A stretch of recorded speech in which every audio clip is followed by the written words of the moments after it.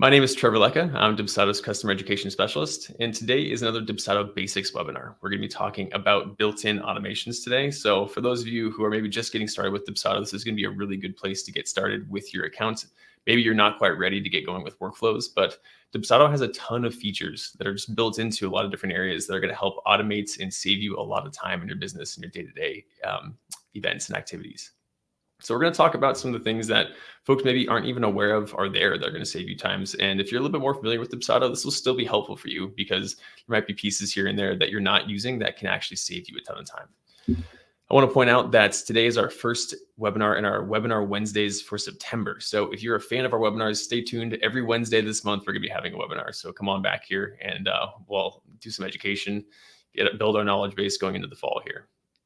So with that, let's see, I'm going to go ahead and move my screen around real quick. Today is going to be entirely a live demo. So if you have questions, please, by all means, throw them in the chat as I'm working through things. And I will go do my best to actually jump over into the chats and answer questions as we're moving through things. Today, we're going to be focusing primarily on 3 different aspects of Dubsado as far as the built-in automations are concerned. We're going to be talking about lead capture forms, we're going to be talking about proposals, and we're going to be talking about payment plans. Obviously, there's other automations built in elsewhere in the system, but I think those 3 places within the system have the biggest kind of value add as far as understanding the settings of those things and basically saving you the most time. So we're going to focus on those 3 things. We're not going to dig too deep into the actual functionality or advanced concepts for any of those 3 things. But if you have questions, like I said, please throw them in the chat and we'll cover them as they come up. All right, so let me go ahead and start sharing my screen. There we go.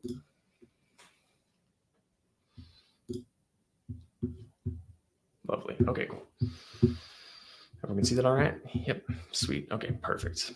Okay, so like I said, first things first, we're going to be talking about lead capture forms and their settings essentially. So if you're brand new to Dubsado, a lead capture form is a form that you can share directly with a client or embed on your website that will allow you to collect their information, and then it will automatically make a new project for you in Dubsado. That kind of automation is kind of our table stakes as far as, making sure that you're able to effectively pull information from brand new clients and get it into the system. I think that hopefully that much makes sense, but we're going to move a little bit beyond just the basic idea of a lead capture form and the fact that it's automatically making you a new project. There are some more specific things about lead capture forms that I do want to talk about. So obviously, like I mentioned, right, my lead form right here is set up to collect first name, last name, email, and phone number. Those are some really basic things that we want to collect about the client. But what are we doing as far as automation is concerned once we have that information? And that's really what we're going to be talking about here today. So over here on the left-hand side, I'm going to go ahead and click on the gear icon to access my lead capture form settings. We're going to work through just about all these settings here because I think that there's some powerful stuff in here that folks maybe aren't aware of. So obviously here at the top, we have the default workflow action. And so if I actually have my workflows set up, I can select a default workflow to automatically apply whenever a new project is created. We're going to actually skip over this one for the most part, but if you were curious about how to actually automate your workflows, if maybe you're a little bit ahead of the game right now and you have your workflows set up, this is where you would need to come to make sure that your lead capture form is kicking off an automation down the road. Like I said, we'll skip over that for now. We're going to be doing a webinar on workflows a little bit more into the future. We're going to be talking about some of the other settings here as well, more in depth. So the first thing I really want to talk about here is the project status. I'm sorry that we're not going quite in order here, but this is, I think, a really big one to understand kind of primarily. So if you're familiar with Dubsado, you know that you can create custom project statuses in your Dubsado accounts, and that'll help you organize your entire process from beginning to end, right? And so if we're at the beginning of our process here with the lead capture form, we want to make sure that we're assigning new projects to the correct status, right? And that way we can help guide that project through our entire process. I'm going to take a moment to back out to the projects page and show you exactly what I'm talking about if you're brand new to Dubsado and you're unfamiliar. So give me 1 second, okay? We'll jump over to the projects page. Christy was asking if these webinars are going to be replayed or if they're offered. And yes, if you are in this webinar right now, or if you even registered, we're going to be sending out a recording of these webinars about a couple hours after we're done. So it will definitely be recorded. You can replay this if you like. We'll also be posting this to YouTube a little bit later today. Cool. So like I mentioned, that first option there in the lead capture form is going to allow us to assign a custom status to that new project. These lines right here in this projects page are my individual projects. Right now, I'm just looking at my leads all status, right? So I was looking at all of my leads, but maybe I want to be able to assign a more specific status than just a lead in general, right? Maybe I want to assign it to a new lead, right? I could tell my system to, hey, when somebody fills out my lead capture form, I automatically want to mark it as a new lead in Dubsado. And so I could do that. And especially here in Dubsado, I could go ahead and create new custom statuses. Right now, I've already built mine out, but maybe you have just blank statuses there. Keep in mind that you can go to the customize page here and add in your custom statuses that mirror your process. As you can see here, I have new lead, discovery call scheduler sent, discovery call booked, and proposal sent as a lead. And as soon as that job has actually signed the contract, or I've sent the contract out rather, I consider them to be a job. If you're curious about where that divide between jobs and leads is, there's actually no right answer. It's going to depend entirely on your own individual process. So don't feel like you're doing it wrong if you're setting these up and you're like, what's the difference, right? It just depends for you. Some folks consider a job to be an actual job once they've sent the proposal out, or maybe once they've actually signed the contract a little later on. And maybe for other folks still, it'll be once that first deposit is paid. And it's up to you to decide that. But the key here is if I have this new lead status for a brand new project, I can go back into my lead capture form, go into templates and then forms. I can go to lead captures, click on my lead capture form. And then in the settings here, I can tell this to assign new projects to new lead. Sweet. So now if I am looking at my projects, I'm just trying to get an idea, maybe it's first thing in the morning. If I have any new leads I need to attend to, I can go straight to that new leads project status and see, hey, who's new that's come in the last day, because it's going to automatically assign new projects from this lead capture form to that status, which is really helpful. A lot more helpful than just looking at like my all leads, because you might have different projects at different phases of your lead statuses. But if I'm looking at just new leads, I know those folks are brand new and I haven't maybe done anything with those projects just yet. Let me know in the chat if there's any questions about that just yet. I know we're just getting going here, but I want to make sure I'm going one piece at a time. I'll make sure to keep an eye on the chat if anything comes up. That's essentially all I really wanted to say about project statuses as far as the lead capture form is concerned. Part of the strength of Dubsado is that later on, once we do get to workflows, we can automate moving projects from status to status, which is really nice. For example, maybe once I send my proposal out, I want to move that project into a proposal sent project status. So we can talk about that more in another webinar. But like I said, the beginning of that process is making sure we're assigning our new projects to the correct status. That way it's easy for you to keep track of your projects as they come in. Cool. The next one here, project title. And I know that many users aren't aware of this functionality, so I want to make sure we talk about this one. If you notice, if you're brand new to Dubsado, maybe you're testing out your lead capture form. And if you were to take this form, if I was like, hey, I want to test this out, and I go to sharing and I copy this direct link and I fill out my own form, right? I'm just pretending that I'm a client. When that new project comes in right now, if I leave this particular project title setting blank as it is right now, that new project is going to be titled website lead capture form. And you might wonder to yourself, why is it called website lead capture form? And it's not the hugest deal, right? Because you can obviously rename your projects whatever you like. It's entirely up to you. There's no wrong answers there either. But at a certain point, especially if you're dealing with a larger volume, your business is getting going and expanding, you might be kind of frustrated with the fact that like, I don't want my projects to always be titled website lead capture form. How can I change that? And this setting right here, project title, is exactly how you would go ahead and do that. So as we can see, we have access to client smart fields in this dropdown, which is going to allow us to pull information from the answers that the client themselves has provided to help us title the project automatically, which is really, really cool. So let's go ahead and take a look at how that might work. Give me one sec. Let's see what Allison says here. Is it smart to use lead capture form as a lead magnet or sales page? If not, what is the proper form to use for sales page that can collect payments? Allison, really good question. We're going to talk about proposals in just a moment, but the correct answer to your question is a proposal would work more as a sales page that could actually collect payments. We'll talk about that in just a little bit. This lead form is more of a lead magnet, if that's the term that you want to use. This is just going to be collecting client information, but I can't actually make a payment on this form if I was a client. Good question. Cool. All right. So project title. So like I said, we can use client smart fields to actually populate unique information about any client that fills this form out. So for example, we're going to correlate these two things, right? Under this first name short answer field right here, it's mapping to client first name, which is a client field, right? I also have last name saved in here, and I also have email, right? These are all things that are specific to an individual client that's filling this form out. And maybe you want to use that information to actually title my project appropriately. So if I go back into the form settings, I can go down and click on this client smart field dropdown, and I can say client full name. You might think to yourself, well, I don't want this little gobbledygook smart field to be in the title, don't worry, it's going to populate with whatever name they gave you on the form. So if I put in John Doe here when I'm filling out the lead capture form, my project would be titled John Doe. It's going to populate with whatever information you gave there. But this is a really great way to have unique titles on your projects without lifting a single finger, right? You're going to be doing this automatically. You're going to see the new projects come in. They're going to be titled with specific information about your clients, which is really cool. So for example, I might do client first name, or so this is client full name. I might do client full name dash, maybe I want to also see their email, just as an example. We have client email. So I can use either of those things because I'm collecting it here on this lead capture form. Now note, if I wanted to use a different smart field, I have to make sure I'm asking that information on the form itself. So for example, right now I'm only asking for first name, last name, email, phone, business name, as well as their URL for their website. A URL for their website might be a little long for a title, but this is all of the client information I'm collecting. If I wanted to instead ask for something like, let's see here, maybe I want to know what their address is. I'm not sure that you necessarily would want that in the title, but just as an example, I'm not asking the client for their address on this lead capture form, so it won't be able to populate in the title of that project. So keep in mind, whenever we're trying to figure out the title of our projects here, we have to make sure we're asking the client this information on the form itself. I certainly could actually include that client address in the title of the project if I wanted to. I would just need to make sure to add in some fields here on the form to collect that information first. Hopefully that makes sense. If there are any questions about that piece, let me know.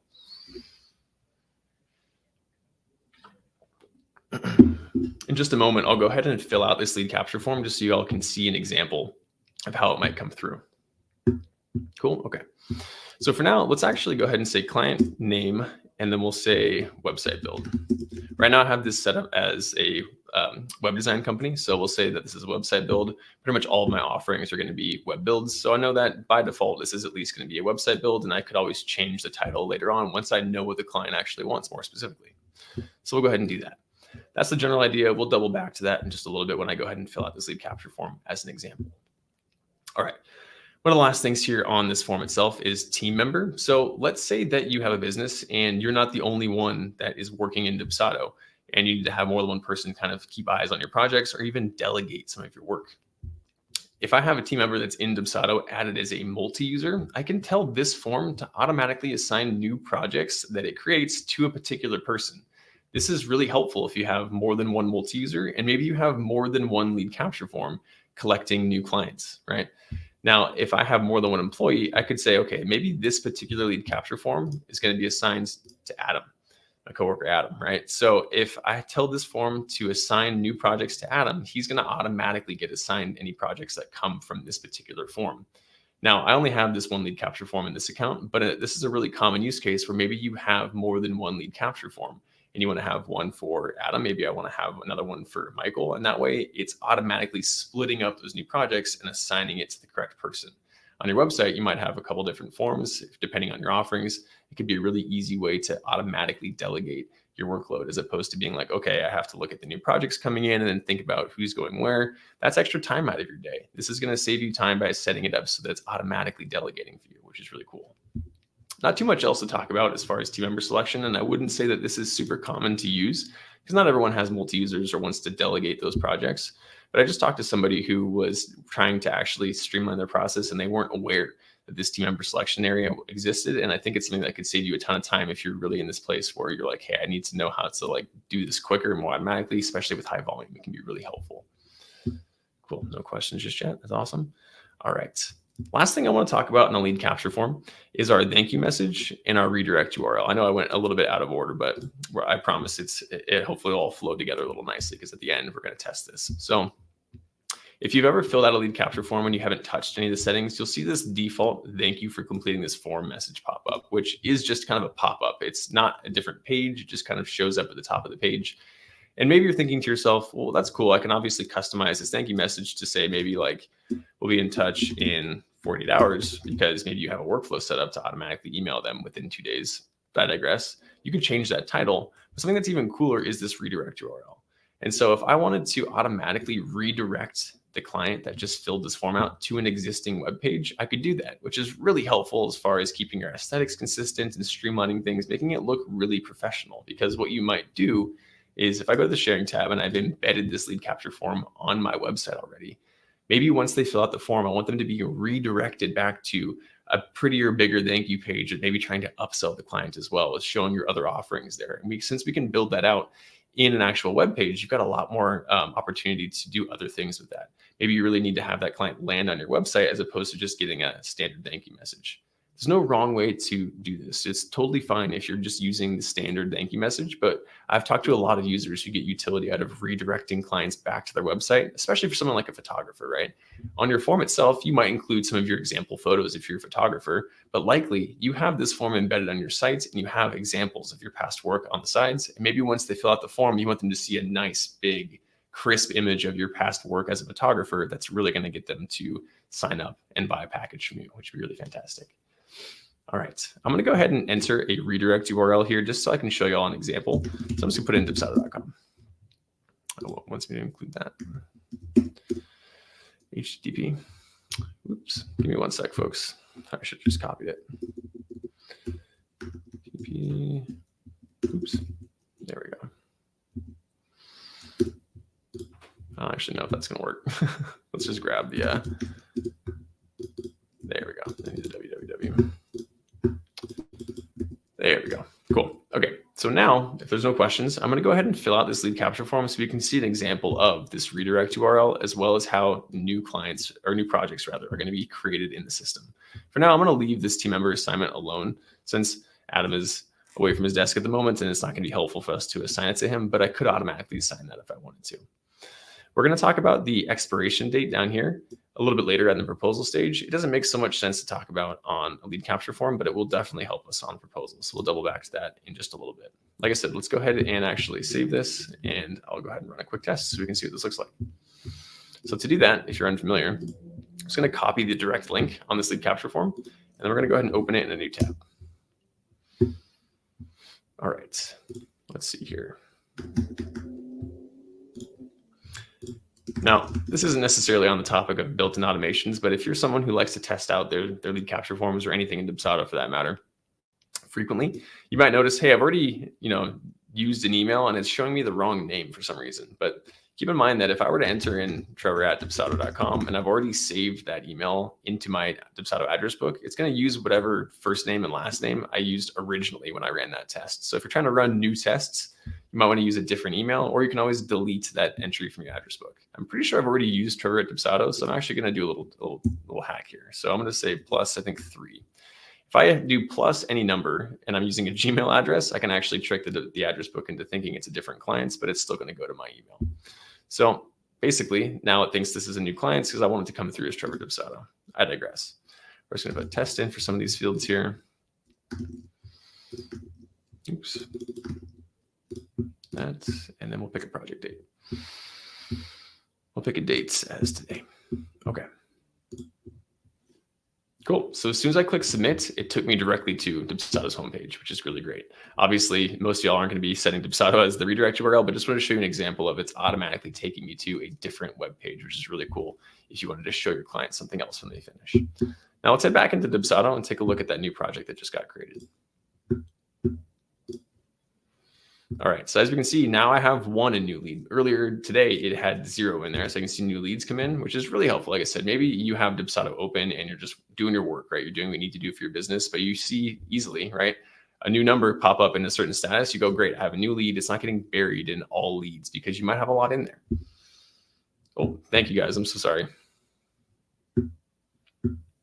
Man, I gotta stop doing that. I'm so sorry, everyone.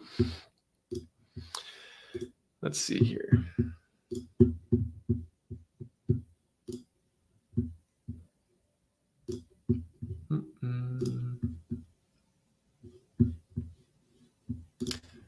So sorry, folks. Give me 1 second.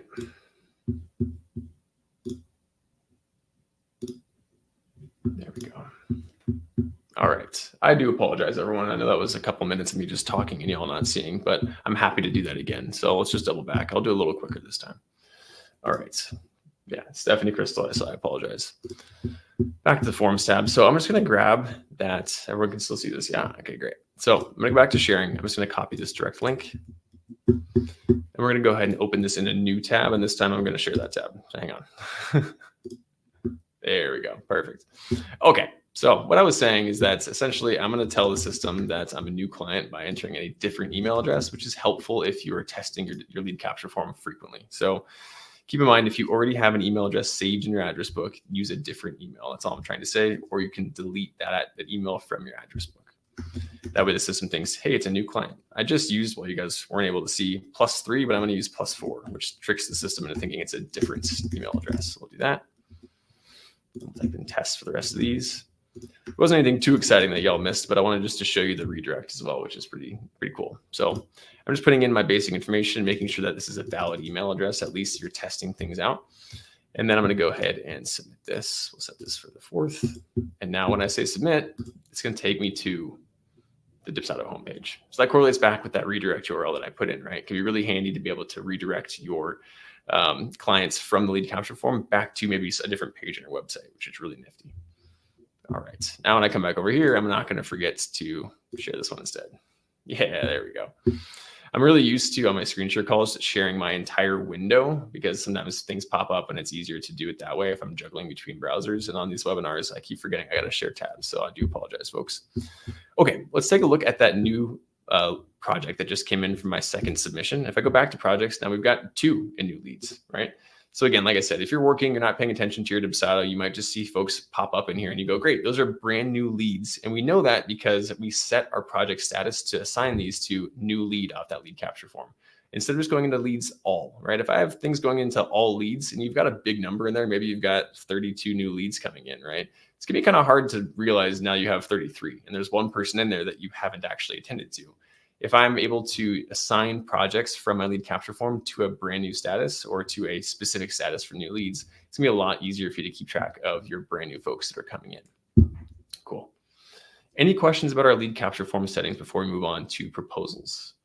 I want to make sure there's time for some questions. I don't think any of that stuff was too complicated, but there are really important little things to kind of get right on your lead capture form because it will just save you a lot of time. It will save you the hassle of worrying like, oh, I missed a project, it got buried in my leads, that kind of thing, or missing an opportunity to upsell when we're redirecting the clients, that kind of stuff. So let me know if there's any questions in the chats. Otherwise, we're going to go ahead and move on to proposals.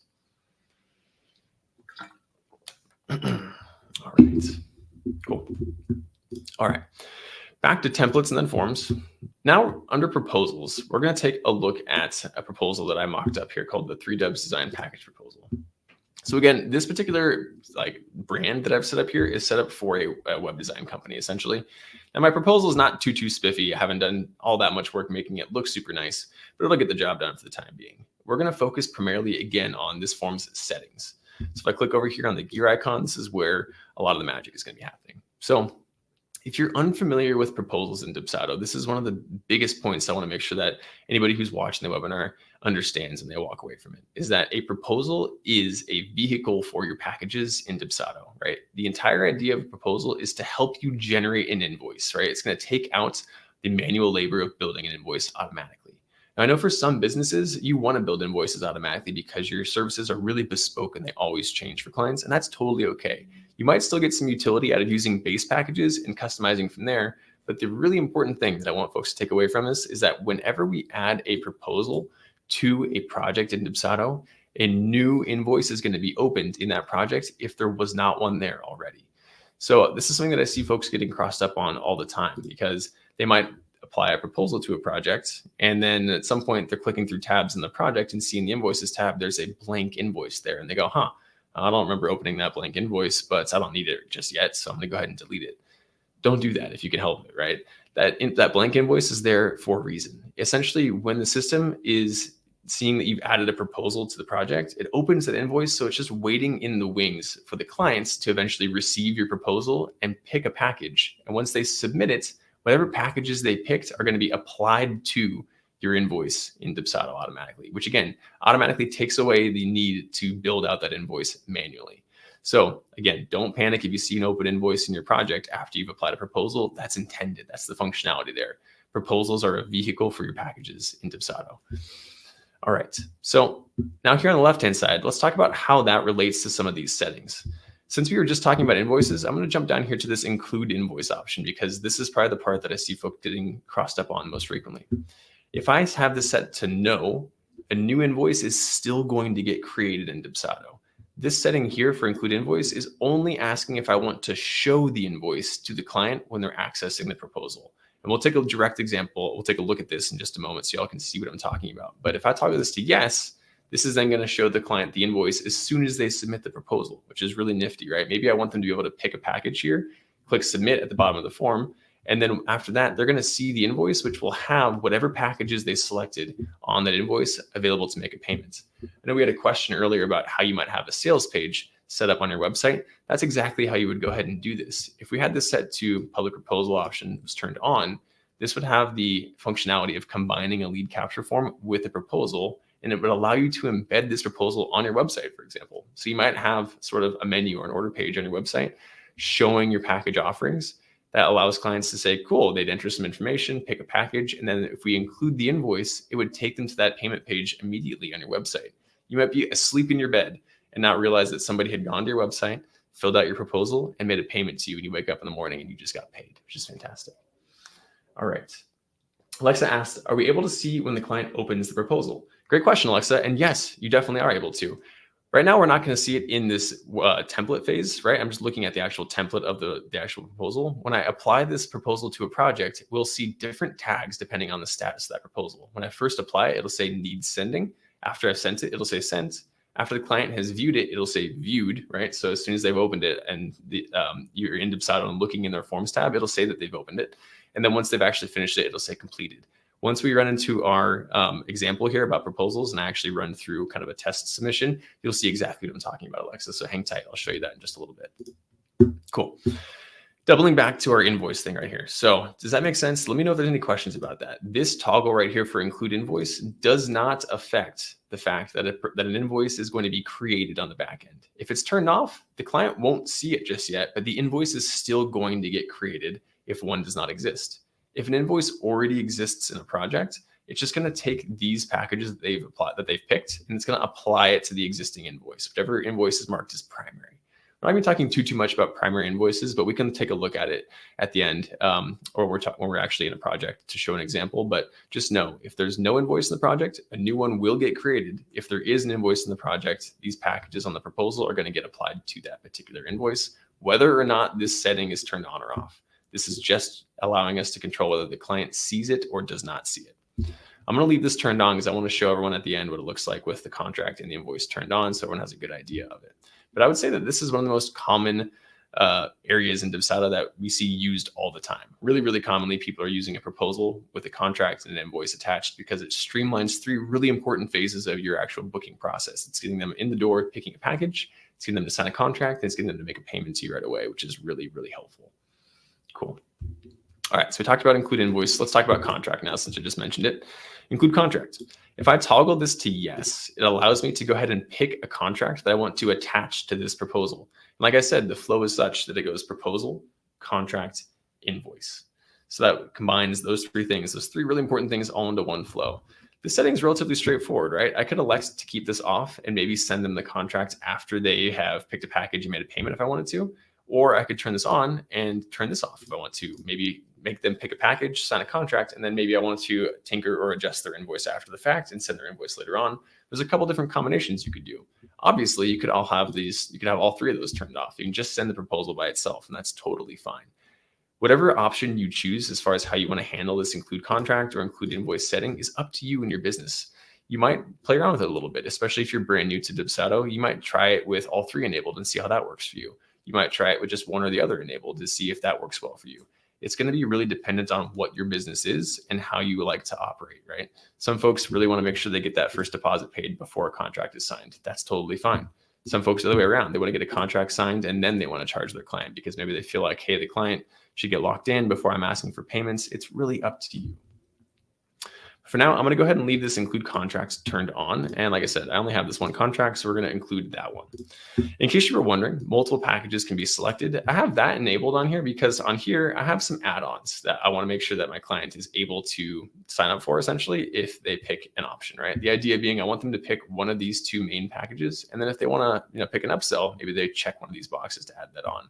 If this is toggled off, they'll only be able to select one of these four packages, essentially. I've got the basic package, premium package, Google Analytics, and A/B testing, right?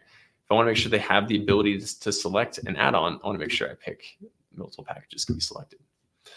Those are the big ones on a proposal. As long as you understand how those settings work, you're going to be doing just fine as far as using a proposal is concerned. But there's a couple other things I want to talk about. So scrolling down just a little ways here, let's talk about payment plans. So this is a big one since a lot of folks offer a lot of different payment plan options, but just getting going, if you're just starting out with Dubsado, you might not even be aware that you can actually automatically apply a payment plan to the invoice that is created or added to when this proposal is actually put onto a project. If I don't select anything here, it's totally fine. The client will still be able to pay your invoice, but it's not going to be broken up into any kind of installments. Whatever total value they end up with on their invoice, the system's going to ask them to pay that, right? So if I'm a client and I'm picking this $3,000 web design package, maybe I don't want to pay in full right away, right? If I don't add a payment plan to my proposal and the include invoice option is selected, that's going to be kind of a problem because I might be like, great, I love this business. I want to work with them. So I've filled out the proposal, I've signed a contract, but at the end, I'm being asked to pay $3,000. So I might have to send you an email and see, hey, can I maybe make an installment payments? It's a little bit extra friction for your clients, right? If they don't want to pay in full, especially for those bigger ticket packages. So being aware of maybe the mindset of your clientele can really be helpful here, especially if you've been doing business a little while before Dubsado, you probably have an idea of how you like to operate here. But the idea is that you can build out your payment plans in Dubsado, obviously. And then once you have it built out, maybe I just like to do a 50-50, right? I want to split it in half, at least give them a half up front and then half once I've delivered the product, the actual product. And I could select that straight away. So now if I was the client and I picked a $3,000 package, if this is included and I'm seeing the invoice at the end of that process, I'm only being asked to pay $1,500 as opposed to a full $3,000. It's going to automatically apply that payment plan. We're going to talk about payment plans in just a little bit. So if you have specific questions about how to set up payment plans and such, we can talk about that in just a second. I know I've talked about a lot of settings here. I'm going a mile a minute, but any questions so far about proposals just yet? Let me make sure I'm not missing anything. We got something in the Q&A. Let's see. Crystal is asking about the redirect URL, I think. So I know in the past, the redirect URL didn't work on mobile lead forms. It had something to do with security. Just wondering if that is still the case since most of my leads come from mobile and I would love for them to see my pretty thank you page. Crystal, would you clarify a little bit? Let me know. When you say on mobile forms, do you mean that when clients were filling out your lead form on their mobile device? Or did you mean something else? Let me know for clarification. To my knowledge, they should be working just fine. Whether the client fills out your lead capture form on a laptop or a desktop computer or on their mobile device, it should work either way. But let me know specifically if that was addressing your question or not. I want to make sure I'm understanding correctly. Any other questions for right now? I know we doubled back to lead capture forms for just a second there, but let me know if there's any other questions. Christy was asking, can you give them multiple options of payments in the proposal and the invoice?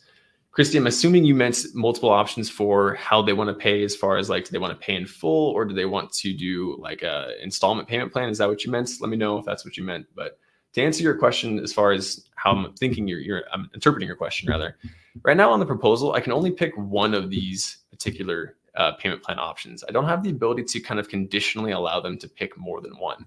Now, there is a really good way to work around this, and it involves using a workflow element on your work capture form.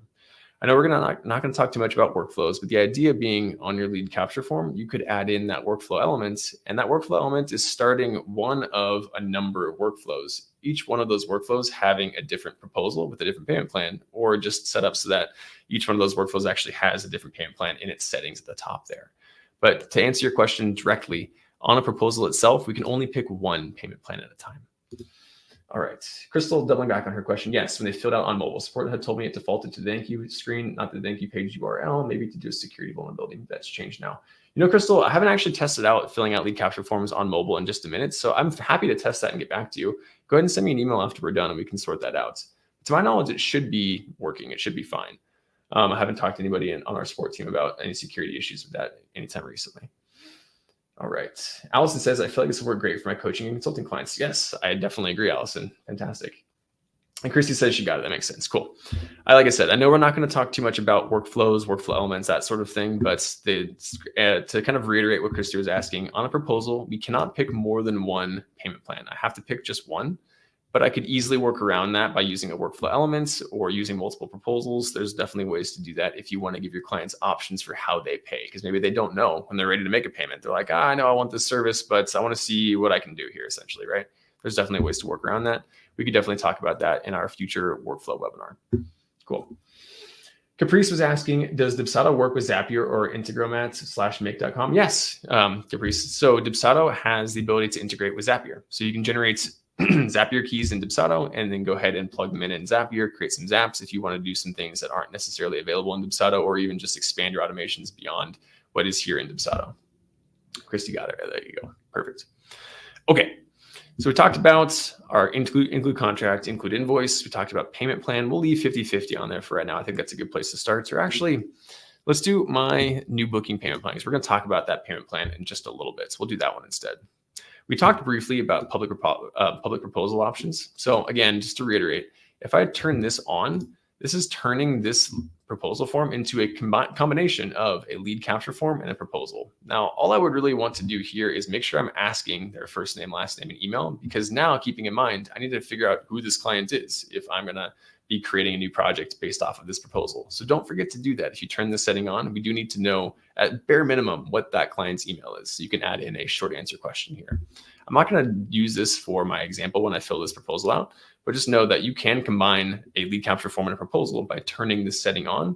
It will create a new project and allow you to collect a contract on a signature and payment straight away. So it's doing a lot of work all at once.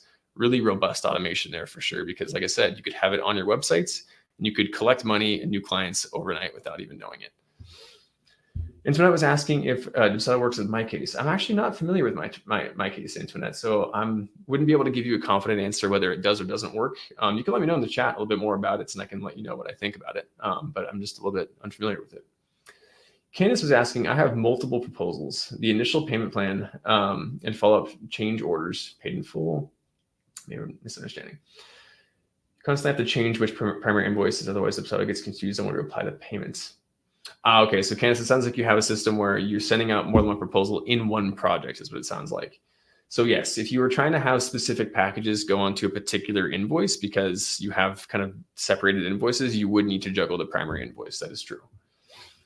That is definitely true. Right now, in my example, we're kind of working in a case where I'm sending out one proposal and I'm working with one invoice. But if you had a situation where you wanted to split it up, you would just need to create a new invoice and tell it to be the primary invoice as soon as you want to go ahead and send out the next proposal, essentially.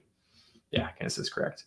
Unfortunately, I don't have any other better recommendations for how to go about doing that.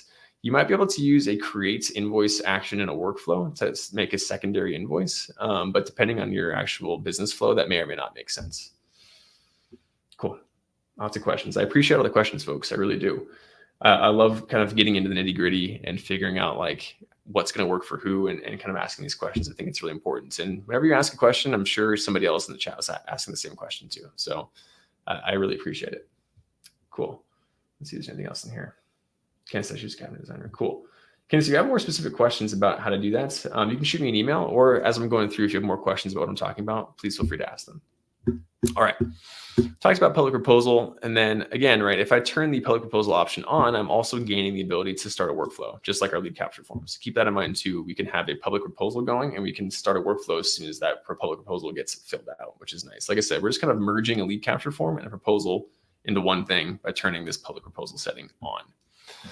Cool. And likewise, we also have a redirect URL, project status, all the same stuff we just talked about on lead capture form. You gain that when I turn this on. If I turn it off, right now we don't have those options because I'm already in an existing project. Cool. Yeah, my email is, I'll type it in the chat for you. Oh, spelling. Love that. There we go. Cool. All right. So those are the main things I wanted to talk about here on the actual proposal itself. And I think the most helpful way to learn this is to actually fill out the proposal yourself and kind of do a quick test run so you can see how this is going to operate. So to run this test, like I said, I want to make sure I'm including the contract. I want to make sure I'm including the invoice. And then I also want to make sure that I'm using my payment plan that I want to use. And then lastly, I'm going to actually apply this in an existing project since I'm going to leave the public proposal option turned off. All right. So I'm going to go ahead and save and close this.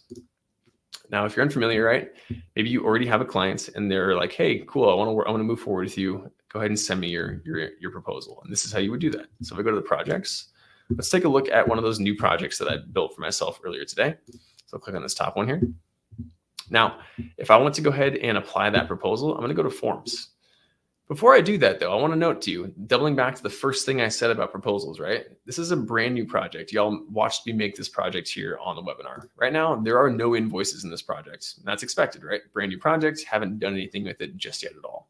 Now, if I go back into the Forms tab here and I go ahead and add a new proposal, like I'm about to do, you'll see that as soon as I add this form, right now, this is just the preview saying, is this the correct proposal that you want to actually apply? Yep, this is the right one. I'm going to go ahead and say add.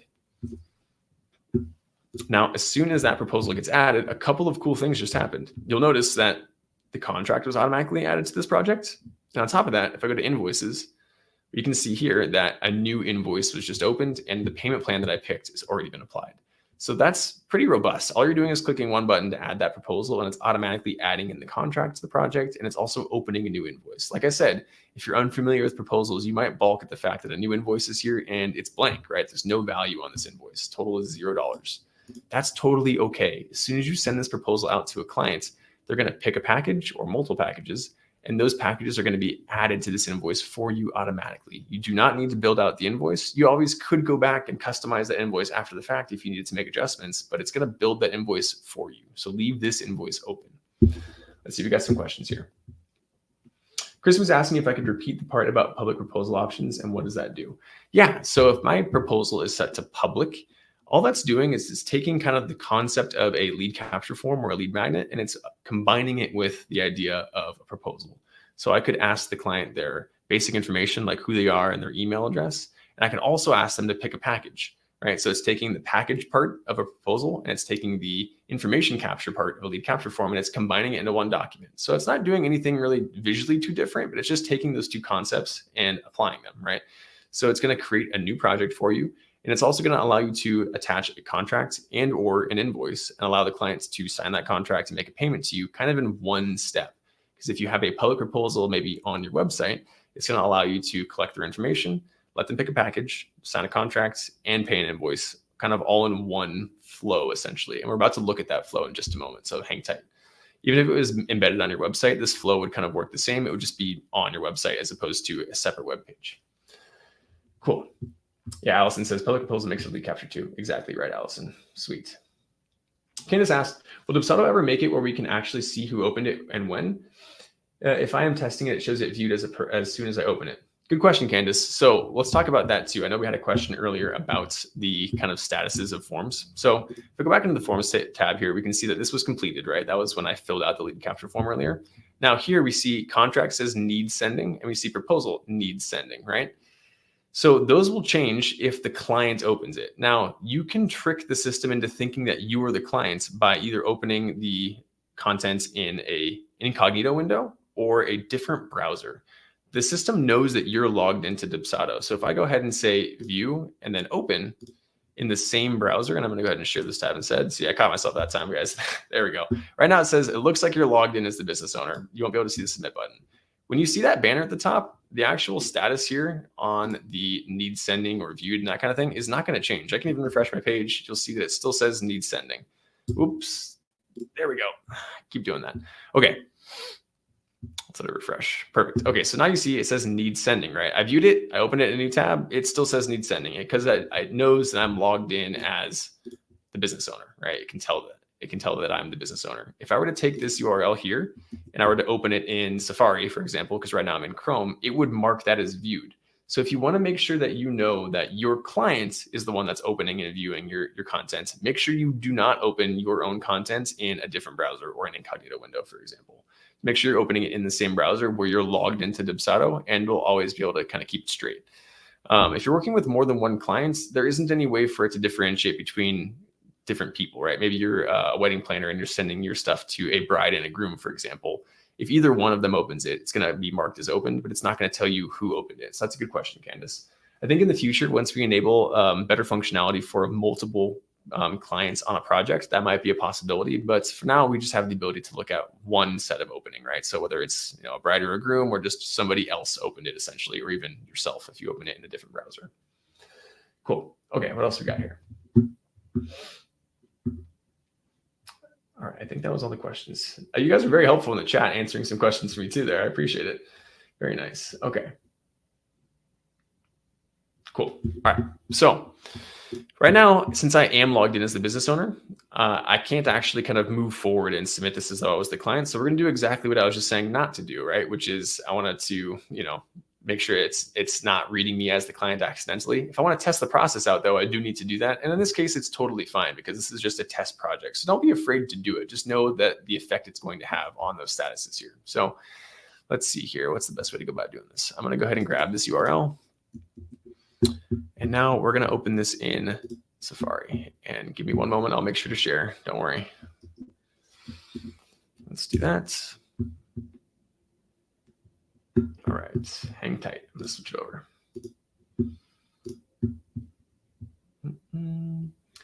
Since I'm in a different browser, it's going to take me a second to find it. Let's see here. Where are we?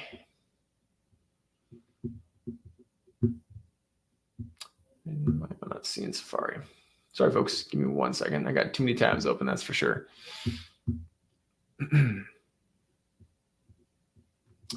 Let's see it. Let's see here. That's not going to work too well. Do that. Okay. Let's go for the window. There we go. Perfect. Okay, cool. Candace asks, let's see here. Mention embedding on the website. So Candace initially, or Caprice asked, you mentioned that it can be embedded in a website. Does that mean that it will be connected to managed WordPress? So I'm not sure exactly how you mean for connected, but you can certainly embed it on a WordPress website. If you're asking about it kind of giving you information on the WordPress side of things, as far as like how often people are filling it out and metrics and that kind of stuff, it won't be automatically connected to your WordPress metrics. I can tell you that much for certain. You might be able to set up a Zap to do that if you were trying to kind of collate things there, but it is going to be feeding into Dubsado, obviously, and it can be embedded on your website. Candace asked, once I tested that, I usually make a copy of the exact thing and then delete the old so the viewed history is cleared. That's a really good way to work around this, right? So since I just opened this proposal in a different browser, now it's going to be marked as though I was the client, right? If I was testing this out in a real project with a real client, that might be something I wanted to do, right? I would want to delete the one that I viewed, kind of reapply it. And then from there, you're like, cool, I tested it once. I know I'm good to go. That's not a bad workaround, Candace. Very cool. Okay, so going forward with this flow, I just wanted to demonstrate for those folks who maybe aren't aware of this. At the top here, since I've included the contract and invoice, we can see there's kind of tabs, sub-tabs here at the top, right? I've got the proposal, contract, and invoice here at the very top. I'm going to work through them left to right. I guess for you folks, it'd be that way. There we go. Okay, so maybe I'm going to go ahead and select this Premiere package, and I also want some A/B testing, so we'll do that. For now, I'm just going to put in test for these other ones here. And then I'm going to go ahead and say submit and next. So as soon as I say submit and next, it's going to take me to my contract automatically, right? Didn't have to, as the business owner, send my client anything else. Maybe I sent them one email with just the one link to my proposal. And now they've filled out the proposal. And now they're going to go ahead and send the contract. So we'll say TD. I can scroll through. I can read my contract, obviously. I can add my initials where I need to. Sweet. And then I can go ahead and sign.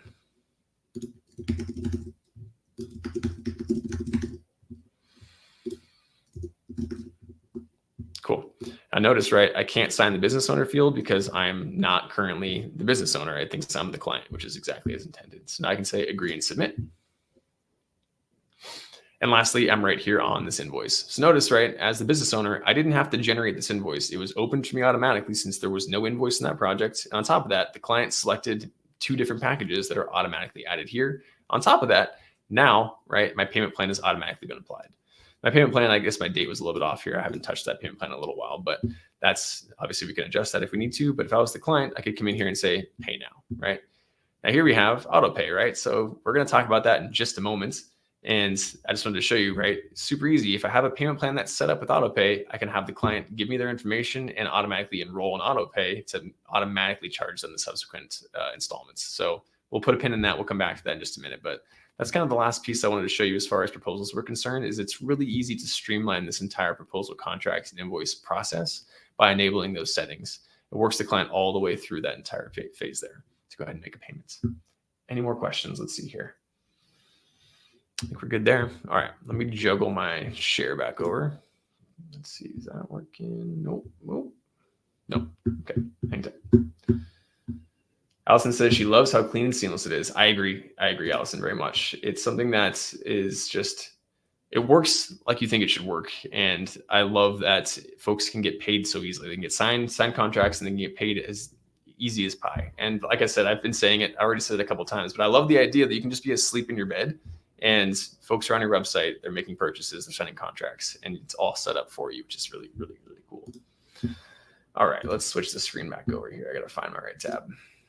There it is. And then we'll go here. Thank you, folks, for bearing with me on the sharing situation. I apologize for the earlier hiccup, but we're back on track. All right. If I go ahead and refresh my page, just note that, if you're looking at those statuses in the project, you probably will need to leave the project and come back or refresh your page to see the most updated, because now it says completed, right? I guess I did kind of skip over the viewed portion, but trust me that if you were to refresh your page between having opened it in a separate tab and then coming back, it would have said viewed if you were looking at it as the client. Stephanie's asking, how would you make it 5 payments in that workflow? Really good question, Stephanie. So all I would have to do is adjust my payment plan, which is actually the exact thing we're about to go talk about. We're going to look at payment plans in just a second. I want to make sure I pause for any other questions about proposals before we go ahead and do that. Let's see here. How legitimate are the contracts? Patricia asks. I hear a lot of people using DocuSign to make them law-abiding. So our contracts are also law-abiding. They are definitely enforceable. So if I go back to my contracts, let's take a look at this and say open. If I scroll down here, and now keep in mind, right, the language that's in this actual contract itself, that's going to be up to each business owner to determine what they need to say in their contract, or really how to say it as far as making it enforceable. And that's something that you should probably discuss with a legal professional, do some Googling and kind of do some research on what other folks are doing, because there's a common language that definitely works for everyone, but it's never a bad idea to contact a legal professional as far as the language is concerned. But the enforceability of our contracts comes down to this. If I scroll down here to this bottom portion where I signed, you will see that the date and time was recorded, as well as the IP address. And so since IP addresses can obviously be associated with a really specific person or device, this is definitely enforceable as far as how you're using this to actually be legally and law-abiding and binding. So don't worry that this is just an online application. They're signing it via the web. It's recording who they are and when they actually signed it. And this could be used in court if you had to, obviously, to be enforceable. Hopefully that answers your question. Oh, I did it again. I undid it. Here we go. What I was just saying is that here at the bottom on the screen share, or on the signature, when I signed this contract, the date and time is actually being recorded there, right? So it's actually recording exactly when I signed it, and then it's also recording that IP address, like I was just saying. So it's gonna be able to be correlated with who signed it and when to be enforceable, essentially. Danette says she'd like to see this part. Hopefully, Danette, did that answer your question? Yes, and Patricia, exactly. You do not need DocuSign. That is really the primary case here. So many folks come from having a system where they have maybe notes in Google Docs for their systems. They have DocuSign for contracts. They've got QuickBooks maybe for invoicing. And then they can come to Dubsado and combine everything all together, because you really only need the one service, since we do all those things really well together. All right. Scrolling back up a little bit, we got a question. Do clients get confused when they see 3 different pay now buttons? I know it seems obvious, but do they know which one to pay? Good question. I have seen some folks pay the wrong pay the wrong installments. But typically speaking, if you have your due dates correct, and depending on your triggers and stuff, they're going to be able to pay on that first installment that they see kind of listed at the top. Keep in mind too, on your invoice, if you're really concerned about them paying the wrong installments, you could add a note to your invoice to help guide them. And also, it's not the biggest deal if you have 3 even payments and they pay the wrong installments. You could easily go onto the invoice and adjust it as needed, so that way their next payment is a bit more obvious for them. But generally speaking, I'd say it's not too much of an issue. All right, any questions I missed? Back a little bit earlier. Candace says, with the addition of Dubsado payments, it has made it even easier. The amount of discussions I've had with Stripe to increase my allowance prior was painful. Yeah, I'm really glad to hear that you're having a good time with Dubsado payments. We are able to increase your weekly limits if you're someone that uses ACH payments with Dubsado payments. And I'm glad to hear that, Candace. It's awesome. Let's jump into the Q&A real quick. Oh, okay, same question for that. Hopefully I answered your question there, HR. All right. If I didn't, HR, and you have more questions about it, we're going to talk about payment plans in just a moment. We'll kind of get to that. Cool. We are coming up on an hour. I'm going a little bit over time, but let's jump over to payment plans, and we'll talk about them for just a little bit. All right. Let's go ahead and share this tab instead. Nailed it. All right, cool. So to talk about payment plans, we're going to go to templates, and we're going to go down to payment plans. So like I said, we're going to talk about this new booking payment plan just for the time being, although we can jump around. We can talk about different things here.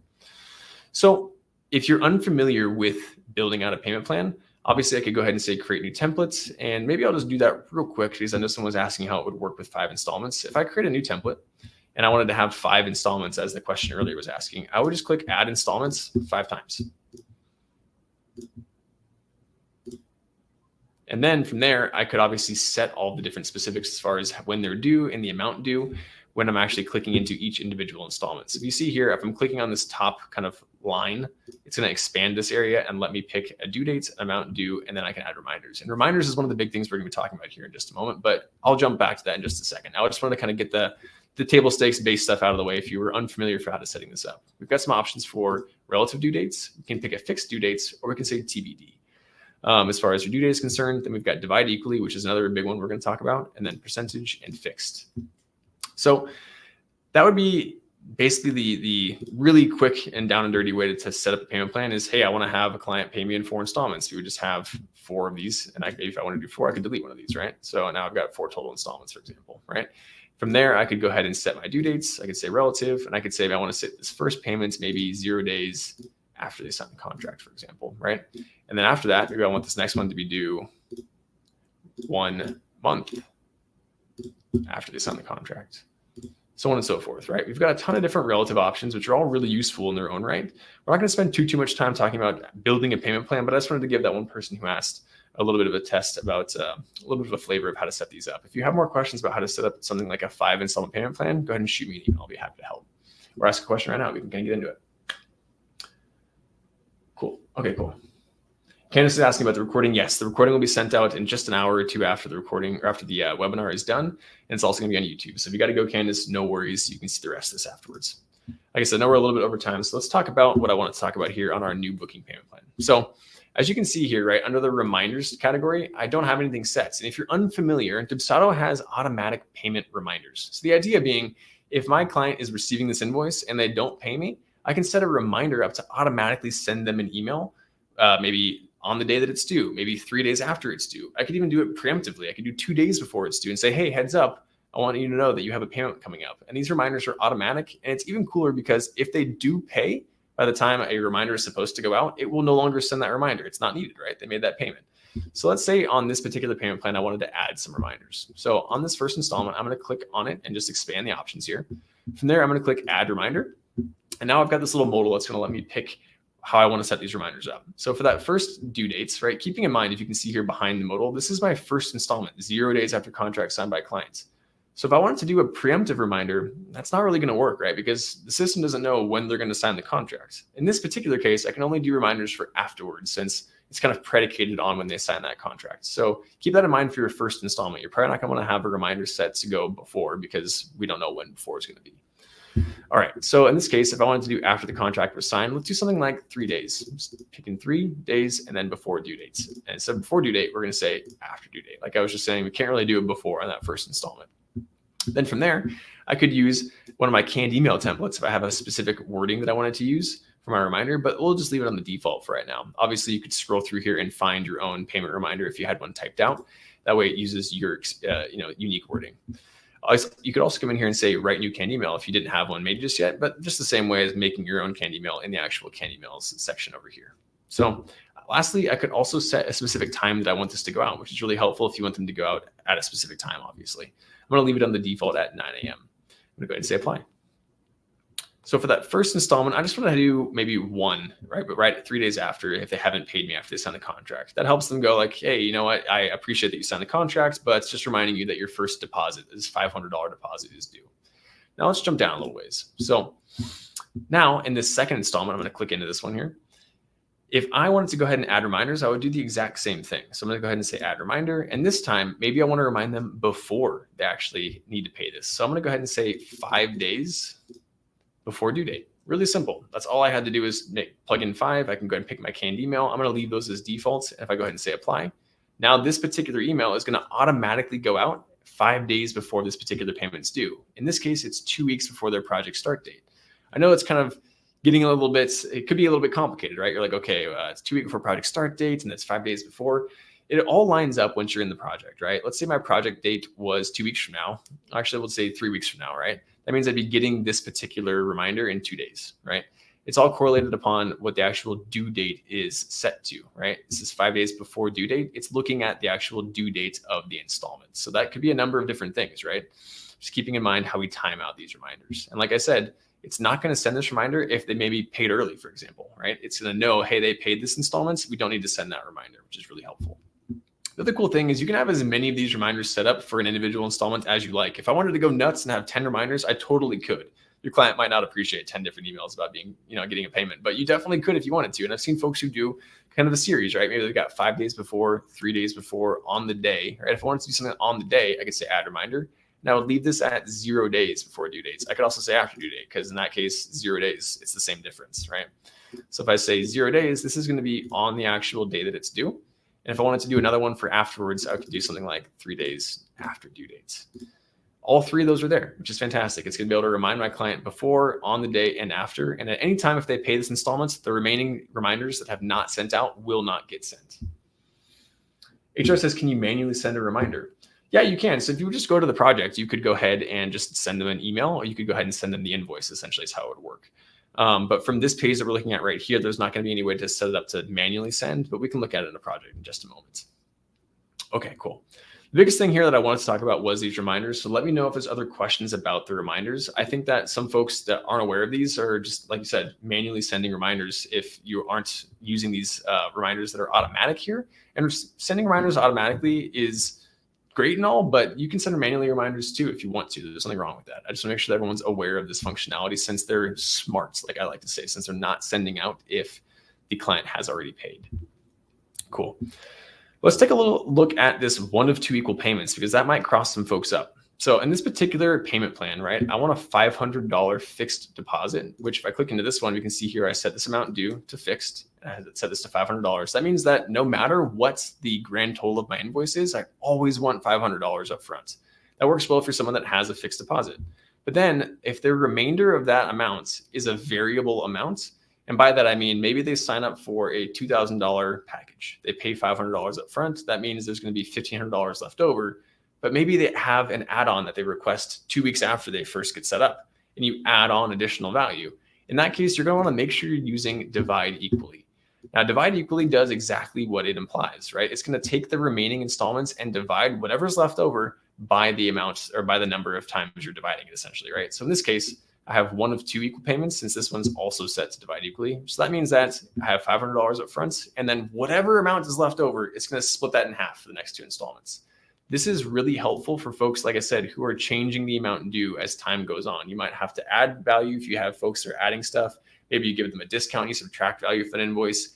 If you were to use percentage instead, and this is what I see very, very commonly, folks are like, cool, I want this to be 50% payment afterwards. If I set this to 50, I apply it to the invoice, and then I change the amount on the invoice, maybe adding value or subtracting value, the percentage base option here will not automatically adjust, whereas divide equally will automatically adjust that amount. So if I added $1,000 to the value of this, it's going to be able to take that extra $1,000 and split it evenly over all of the installments that are set to divide equally. Really, in my opinion, there's not too much use case for using percentage once you understand how to use divide equally, because it's able to adjust with you. And in most cases, it's going to be doing that math for you, and you won't have to worry about it being wrong. If you've ever been in a case where you're in a project and you see that little yellow pop-up bar that says, heads up, your payment plan is worth X number of dollars more or less than the invoice amount, that's why that's happening, is because the payment plan no longer lines up with the amount on the invoice. That commonly happens when percentage has been picked. If we use divide equally, we can save ourselves the hassle. It's going to automatically refactor how much is going towards each individual installment. Patricia says, so preferably go with divide equally to be sure. I would always say yes. Yeah, I'm trying to think of a good reason why you might use percentage instead. Percentage would be useful if you wanted something that wasn't equal parts, right? So maybe you don't want to use a fixed amount and you wanted to do something like 30% up front, and then you wanted to do 50% for the middle one and 20% at the end. That would be a good use case for something like percentage. But you could accomplish that with using fixed amounts if you knew exactly how much that amount was. I guess that would be good if you had different amounts in your packages, like smaller packages, bigger packages. You could do something like that. But I don't see too many users who are wanting uneven payments, if that makes sense, right? If I do 30% up front and then I do 50% and then I end with 20%, it's a little bit odd, right? So in a lot of cases, I see one amount and then kind of a duplicate of other amounts. In that case, you can almost always use divide equally. Cool. Allison asks, do we create a second proposal if there's an upsell during our time together to add their invoice, or how do they know where to add something to their invoice anytime? Hopefully this makes sense already. So Allison, it depends, right? So if you do an upsell, maybe they signed up for package 1 that's worth $3,000, and you do an upsell and that's worth $1,000. It's up to you. Do you want that extra $1,000 to be on a second invoice or not? If you don't mind it going on the same invoice, you would not need a second invoice, right? You would just basically add that value to the original invoice. And if you're using divide equally, it would automatically get split up over the remaining payments, right? If you were like, hey, this is actually kind of a separate service, I don't want it to be associated with my main packages, you might see a case for creating a new invoice, right? If that was the case, you could go to the invoices tab and add a new invoice and add that package there separately. It really comes down to preference at that point, right? Just keeping in mind that a new invoice would have to have, a new payment plan if you wanted to split it up and that sort of thing. You'd have to handle them independently. But there's nothing wrong with adding it to the same invoice and just letting divide equally, for example, help you split that value up over the remaining payments. Hopefully that answers your question, Allison. Let me know if I did or did not. Okay, cool. All right. Last thing here, I know we're coming up on 1 hour and 10, is I want to talk about autopay. We looked at it briefly when I was looking at that invoice, right? Autopay is probably one of the most powerful built-in automations that we have because it doesn't require workflow setup. All it requires is a couple of base, what's the word I'm trying to look for? It's a couple of base things to be true about the invoice. It only requires a couple of things to be true on the invoice for you to set up autopay, and it's going to allow you to basically have the client make one payment on your invoice, and then they're going to be automatically charged according to your payment plan from there on out. So things to keep in mind about autopay. Right now, I have this set to required, and on different payment plans, I can have it set to optional or disabled if I want to. I can control it on a payment plan level aside from my actual global payment plan settings, right? If I go up to the settings page here, and I go up to payments and invoices, I can control my default autopay settings. So if I just am not using a payment plan or I'm actually just not paying attention to it, by default, it's going to be optional on my payment plans. If I set this up in a payment plan template over here, it's going to use whatever setting I have set up here. So this is required, right? It's overriding my global setting. So for this particular payment plan, I know, hey, I always want it to be autopay. So I can set it's required here. If I wanted it to be different, I could say edits. I could go ahead and pick a different option here. And just keep in mind that unless I check reset to brand settings, it's going to override whatever's there. All right. Patricia was asking, in this case, the added upsell is the same invoice that we sent again to the client. Yeah. So if you're using payment reminders and you have an added upsell, right, and you add that invoice, you add that package to the original invoice, the payment plan reminder is just going to be sending the original invoice. Hopefully that makes sense. Yeah. If you're working on one invoice, you add value to it. Your reminders are just going to be sending that same invoice back to them again. That's essentially how those reminders work. Cool. Okay. Great. So in this case, I have autopay required, and the requirements that you need to make sure that you're hitting about an invoice is this. So the invoice needs to have more than one installments. That much seems kind of obvious, right? So if I had a pay in full, right, there's kind of no points to have autopay because there's no subsequent payments, right? They're only making one payment to begin with. Autopay is sort of irrelevant in that case, right? Secondarily, and this is the one that trips people up the most, I would say, is that none of the due dates on your installments can be a TBD due dates. And this can be a bit of a misnomer, right? So I have the option to actually pick TBD as a due date, and that's totally fine, right? Maybe you're like, I am not sure when I'm going to need this money. It's kind of predicated on some other factors involved in the actual process. Maybe you are an interior designer and you need the client to make some decisions about how much they're spending and that kind of stuff. You can mock up their invoice, but you don't necessarily know when the remaining is going to be due. You just need a deposit. That's totally fine, right? But if you want them to enroll in autopay, the system has to know what those dates are. Otherwise, it can't actually charge them on the day, right? It needs to know when to charge them. So the key is that if I use a relative due dates, right? So I'm looking at contract signed, that'll give me an actual date, provided the client signs the contract. If the client has yet to sign the contract, then that day could be any day, right? So keep in mind, if you're like, hey, why didn't my client enroll in autopay, even though I have it set to required? This is probably the most common one that I see get kind of messed up a little bit, is that whatever triggers you're using for your due dates weren't actually set to a day just yet. The other common one that I see most commonly is if I say, instead of after contract signed, I'm looking at one of these project start or end dates, right? If you're using maybe before project start dates, but I don't have a project date set, this is TBD because there's no date to look at, right? So keep that in mind. Just if you're trying to set up required auto payments on your payment plans, make sure that's in the actual project itself. It is actually setting a date, or whatever information it needs to set that date is available in the project. Last thing about payment plans that are required for autopay is no more than one payment can be overdue. So if your client is a little bit behind on payments by 2 or more, right, they're not going to be able to enroll in autopay. They have to catch up a little bit before they can actually tell the system, hey, I want to enroll in autopay for the remainder of those payments. Hopefully that makes sense. But we can go ahead and apply this particular payment plan to a project, and we can take a look there just in case people have questions about some of the project specific stuff. Let's change this back to after contract signed. Perfect. Okay. Kristen asks, so if you have an add-on to your proposal, you don't have to edit the proposal. You can just edit the invoice so that works your process. Yeah, that's exactly right, Kristen. You could add it to your proposal so the client can like see that they want it or not, right? You can give them the option to, but you could always go back in the invoice and add it on. Maybe you had a phone conversation with your clients after they filled out your proposal. And they're like, you know what? Yeah, I really do want to do XYZ add-on. And you're like, great. You can just go into their invoice, add that package on there, and away you go. Yeah, cool. Yeah, it's up to you. It pretty much depends on your clients and how your process works, but I could totally see a case where that would happen. Sweet. Let's go ahead and go back to a project here and let's take a look. So I already have that exact payment plan applied to this project. So I'm going to go ahead and take a look at the invoice. Sweet. So my first deposit here is $500. And let's see, why is it not setting a date? Oh, it does have 9/4 there. It's because the project date is wrong. So as you can see here, right, 2 weeks before my project date, since I just picked today's date when I fill out this project, is in the past, right? So that's why it's marking it as overdue. That's not going to be great. So obviously you want to pay attention to your triggers for your due dates, and you want to make sure that it correlates to how you actually want to collect payments. Like this is something that I would really commonly see if I'm working and helping folks out in our support tickets. So I go ahead and pick the dates. Let's pick a date further into the future so that makes more sense. Let's go ahead and see the 15th of November. Let's do that. All right. Now this payment plan should automatically figure itself out. I'm just going to go ahead and refresh the page.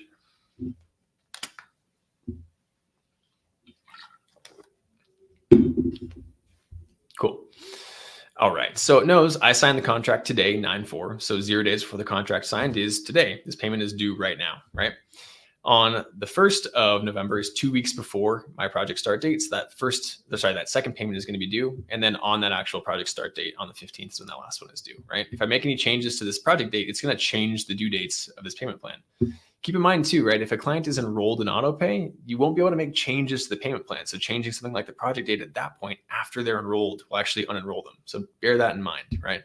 It's just basically what I'm trying to say with autopay is that you need to be cognizant of however you're setting your due dates to get them to enroll in autopay. It's important that their actual dates exist. And then once they're set up, you kind of want to just leave it alone. What else do we want to talk about here? This is after I applied this payment plan before I added those reminders, but let's say I wanted to add them in anyways. I could say edits. I could go ahead and click on this installments and I can add those reminders right from here as well. Maybe you forgot to set up your reminders and you have an existing invoice that's already running. And you're like, man, I want to remind those folks to go ahead and pay me. You could always come into the project and add the reminders here. So don't forget about that. Cool. Any other questions on payment plans, folks? I think that's just about everything I had for y'all today. I know we covered a lot of ground, so feel free to go back and watch this recording if you have questions. But yeah, any questions here in the chats, I'll answer them right now. Otherwise, I think that's enough for today. I think we got a lot of ground covered, and I'm happy to say that we covered everything that I wanted to. I know we went a little bit over, but hopefully that was really informative for everyone, and hopefully it will help you save time in your business.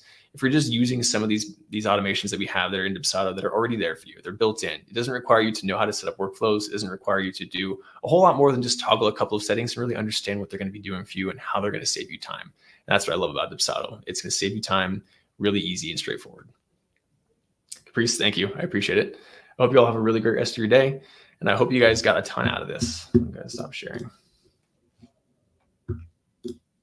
There we go. Cool. Thank you all so much for your questions. I always appreciate a really lively chat, asking a lot of questions. Makes me happy to see folks engaged and learning. So I love it. I love doing these, even though I sometimes forget to share my screen correctly. I apologize, but I appreciate you all being here. Allison asks, what would be the best way to have them apply to be a potential client before the contract invoice is sent? Allison, to answer your question, I think I have to understand a little bit more about your process. When you say apply to be a potential client, I'm not quite sure what you would define as a potential client. For a lot of folks, I think it would just be filling out the lead capture form. Right? Like, if a client sees your lead capture form on your website and they give you their information voluntarily, to me, that indicates some level of interest, right? But it depends on your overall process, I would say. All right, thank you all.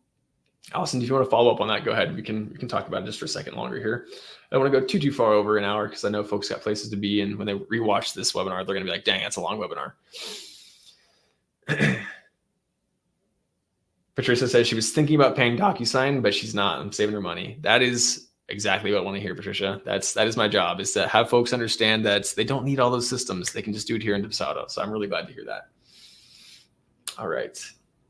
Tomorrow was asking about the replay. Yes, the replay is going to get sent out in just about an hour or two. The system just needs to process the recording, and you'll be automatically emailed with the recording. You can also find it on YouTube afterwards. And then Allison was following up on that, saying that does make sense, that a workflow can be set up from the lead capture form to send the proposal with contract and invoice. You are precisely correct, Allison. That is exactly right. Your workflow can be set up with a send form action that sends your proposal. If your proposal includes that contract and invoice, it's going to be sending all three of those things in one email, which is really powerful. Cool. All right, folks, I think we're going to cut it off there. I really appreciate, again, all of everyone's time here and all the questions, but we'll catch you again next week. Stay tuned. We have one of our specialists coming on to do a webinar next Wednesday. I'll be back the following Wednesday with a webinar on recurring invoices. So keep your eyes peeled for that if you want to see more information on recurring invoices. Otherwise, I hope everyone has a really great rest of your day. Thank you so much. Bye.